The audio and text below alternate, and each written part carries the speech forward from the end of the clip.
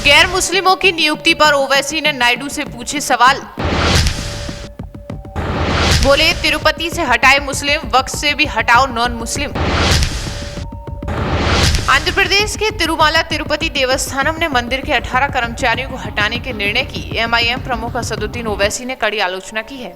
उनका कहना है कि जब टीटीडी के कर्मचारियों को सिर्फ इसलिए हटाया जा रहा है क्योंकि वे गैर हिंदू हैं, तो एन चंद्रबाबू नायडू के नेतृत्व वाली तेलुगु देशम पार्टी किस आधार पर वक्फ संशोधन विधेयक का समर्थन कर रही है, जिसमें कहा जा रहा है कि राज्य मुस्लिम वक्फ बोर्ड में कम से कम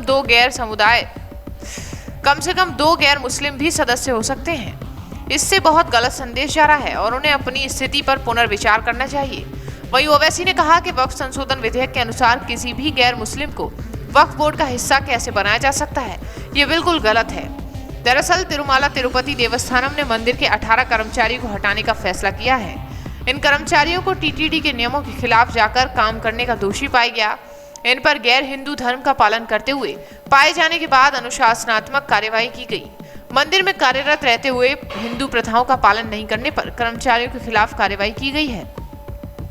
वहीं प्रबंधन का कहना है कि इन सभी 18 कर्मचारियों को अब या तो सरकारी विभागों में स्थानांतरित किया जाएगा या फिर स्वैच्छिक सेवानिवृत्ति योजना के लिए आवेदन करना होगा।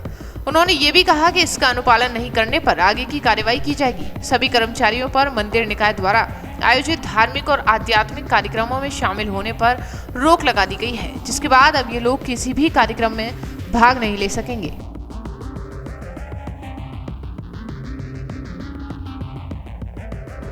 और उनके जो चेयरमैन है उनको अपॉइंट किया है चंद्रबाबू नायडू ने, जो मुख्यमंत्री हैं आंध्र प्रदेश के। हमारा डायरेक्ट सवाल चंद्रबाबू नायडू से यह है कि आप 18 एम्प्लॉइज को हटा रहे हैं जो नॉन हिंदू हैं।